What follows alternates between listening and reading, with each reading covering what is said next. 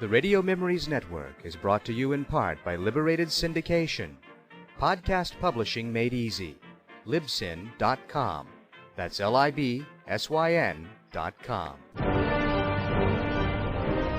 Superheroes are those fictional characters noted for their feats of courage and nobility, and who possess abilities beyond those of mere common man. They have inspired us since their debut in 1938 and have kept us in suspense with epic adventures. Join us as we go back to the early days of radio and our imaginations. Now to this week's action-adventure of superheroes. During mutual radio broadcast of The Adventures of Superman, starting in 1945, Superman and Batman, years before their comic book collaborations, really became a functioning team. But largely the team-up of Batman and Superman provided some time off for an overworked Bud Collyer of the Superman series. These episodes called for Superman to be occupied elsewhere, and the crime fighting would be handled by Batman. Stacey Harris played Batman in this first team-up with the Man of Steel, and Ronald Bliss was Robin. Batman and Robin returned several times over the years, usually with Matt Crowley as Batman, and Ronald Bliss always played Robin. Now join us for an exciting episode of Batman. Faster than a speeding bullet. More powerful than a locomotive. Able to leap tall buildings at a single bound. Look, up in the sky. It's a bird. It's a plane. It's Superman.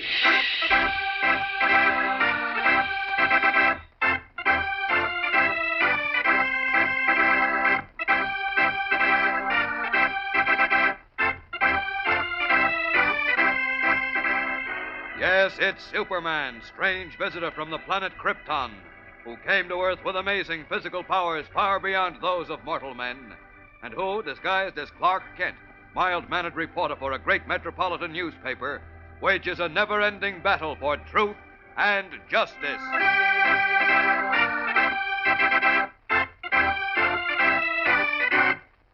Today, in his guise of Clark Kent, Superman and Robin hear a conversation between the missing Batman and a stranger on a wire recording, and receive the shock of their lives. I think you'll do as I say, Mr. Wayne, because if you refuse... Yes, if I refuse... then I will reveal to the world that you, Bruce Wayne, are Batman.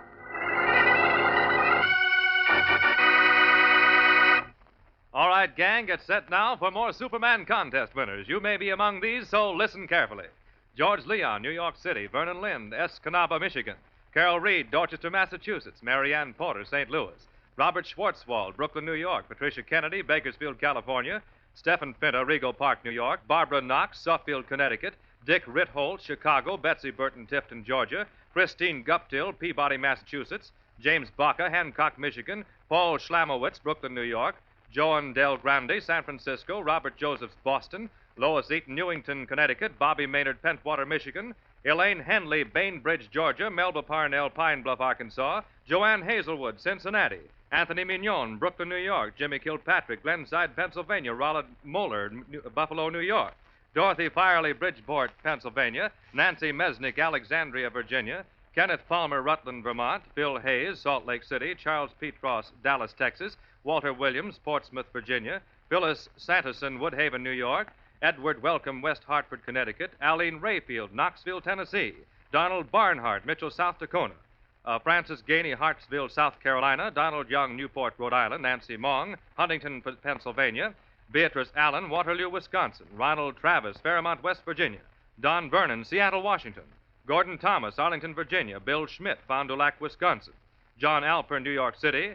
Donald Campbell, Bradford, Pennsylvania. David Waters, Arlington, Virginia. Ruth Patton, Madison, Wisconsin. Joel Siegel, Philadelphia. Stanley Koslowski, Bremerton, Washington. Eddie Power, Marshall, Texas. Carol Hogg, Kenosha, Wisconsin. And Alice Johansson, Seattle, Washington. That's all for now. More later in the program, so be sure to keep listening.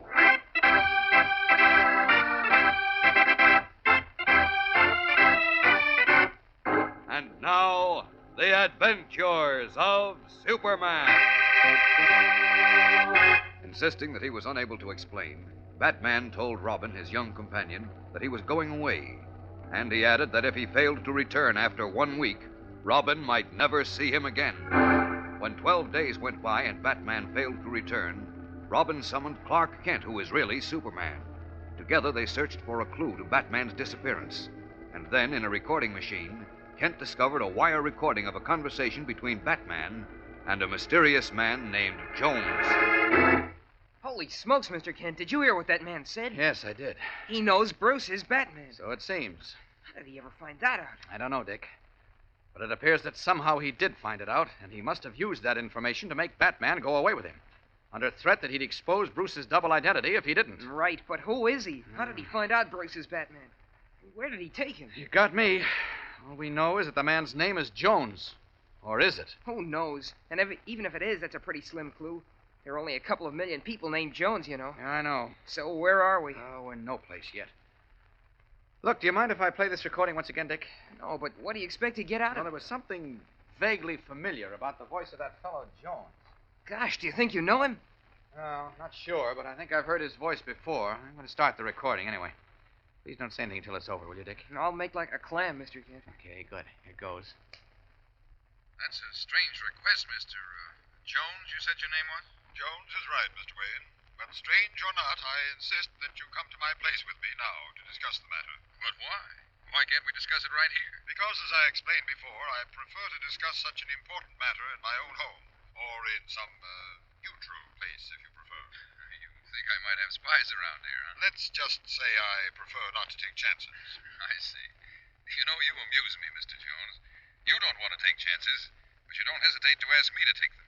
You come here with some cock and bull story. It's not a cock and bull story, Mr. Wayne. I've told you the truth. Maybe.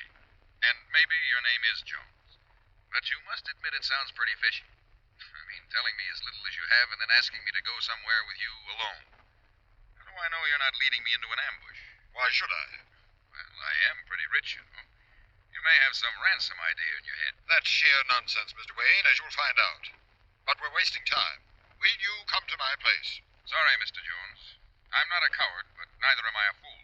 You'll have to tell me more. That's enough. And if I refuse? I don't go with you. Well, do you recognize that guy Jones's voice? Do you know who he is? Nope. Oh, shucks. But now I know definitely that I've heard his voice before, Dick. Oh, if only I could place him. I'd like to place him, too, at the end of my fist. Well, you may get that chance. Do you have a pair of shears, Dick? Uh-huh. There's a pair right here in this drawer. Will you please let me have them? Sure, but what do you want them for? I'm going to cut off the last 10 or 15 seconds of the recording wire, the part where Jones tells Bruce he's Batman. But why? Because I'm going to play this recording for several people. And I don't think Bruce would want them to learn his double identity, do you? Oh, I should say not. Here are the shears. Thanks. Look, who are you going to play the recording for, Mr. Kent? For the police department and for the staff at the Daily Planet. Maybe someone can help us identify Jones. Swell idea. Give me a hand with a spool of wire, please, Dick. We've got to work fast. Now,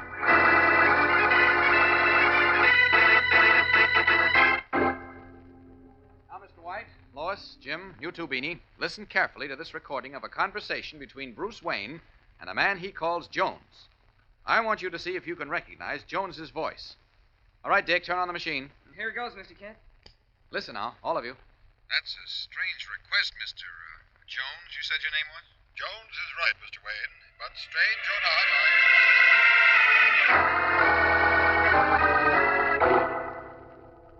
Now, Inspector, if you and your men will listen carefully to this recording, one of you may be able to identify the mysterious Mr. Jones. Here it goes. That's a strange request, Mr. Jones, you said your name was? Jones is right, Mr. Wayne. But strange or not,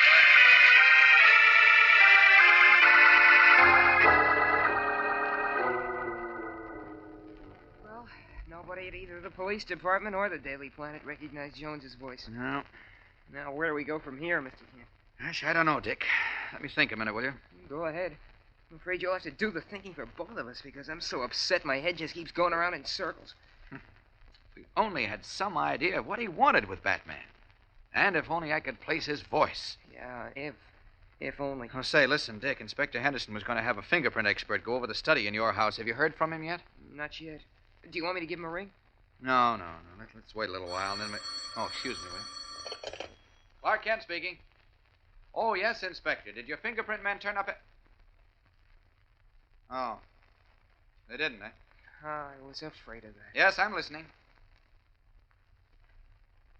What? What did you say? What's up, Mr. Kent? Say that again, Inspector. Oh, no. What? That's impossible. What is it, Mr. Just Kent? a minute, Dick. What? I can't believe it.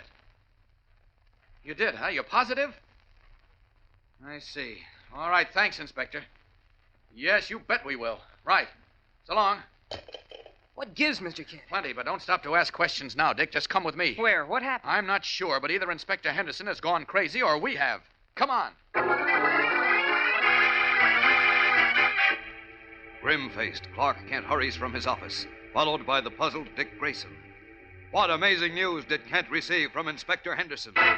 We'll be back in a moment to find out, so keep listening.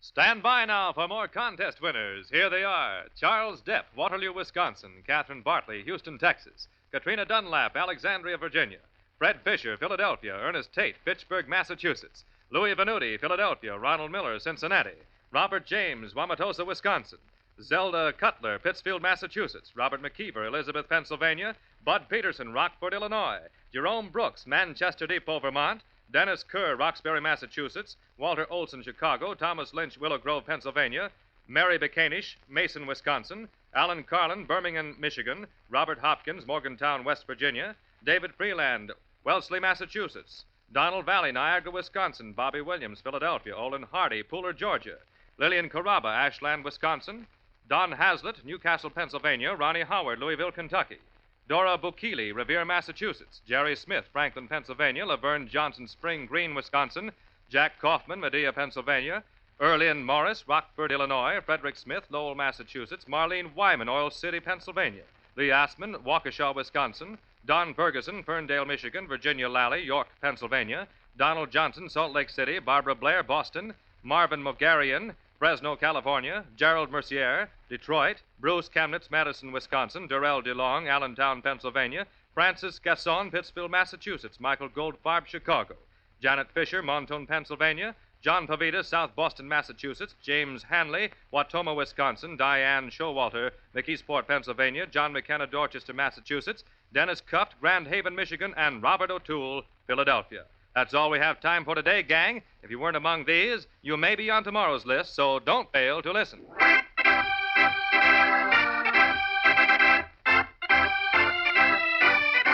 And now, back to the adventures of Superman.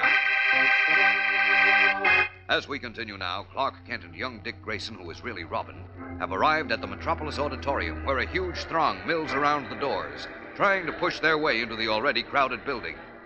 There, Kent flashes his press card, and followed by Dick, is ushered into the auditorium to seats in the front row, directly below the empty flag-draped stage. Will you please tell me what this is all about, Mr. Kent? Why are we here? What's going on? This, Dick, is a mass meeting which was announced only this afternoon by an organization of selfish, bigoted people who oppose sending food and other help to Europe. You mean the Marshall Plan? Yes, that and any other plan to help war-torn nations. Then what are we doing here? I don't want anything to do with a bunch of selfish mugs who don't want us to help those poor people. Neither do I, Dick. But wait. Nothing doing. I want out. Now, wait a minute, When son. Batman and I were in Europe, we saw people living like animals without anybody to care about If you'll them. just listen a moment, Dick, I can No, tell you I won't listen. I don't want any part of this meeting. Now, look, Besides, don't I've got to find Batman. Please, wait a minute. Excuse me, please. Come here. Let me out of Dick, come back here and sit down. I won't. Let me go. Will you sit down? Batman is going to be here. Batman? Here? That's what Inspector Henderson said. The police department issued a permit for the meeting just before he called me. And get this. Batman is going to be the principal speaker. What? That's right. He's Are going to you be... kidding? Why, Batman wouldn't breathe the same air as this rotten crowd. Oh, no. Look. Huh? What? Look up there on the stage.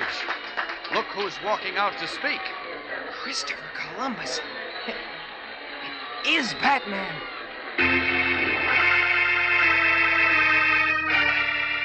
His eyes bulging, Robin looks up at the tall figure in skin-tight costume, gloves, cape, and bat-like hood and mask, and recognizes his companion, Batman.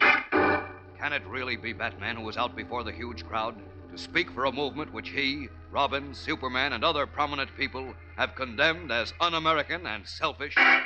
What can this mean?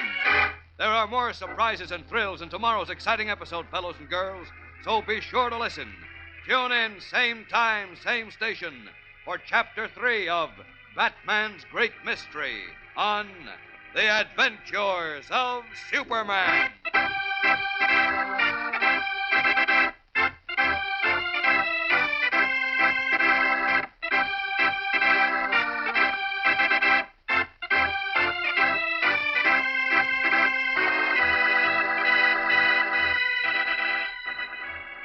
Superman is a copyrighted feature appearing in Superman DC Comics magazine and is brought to you Monday through Friday at this same time.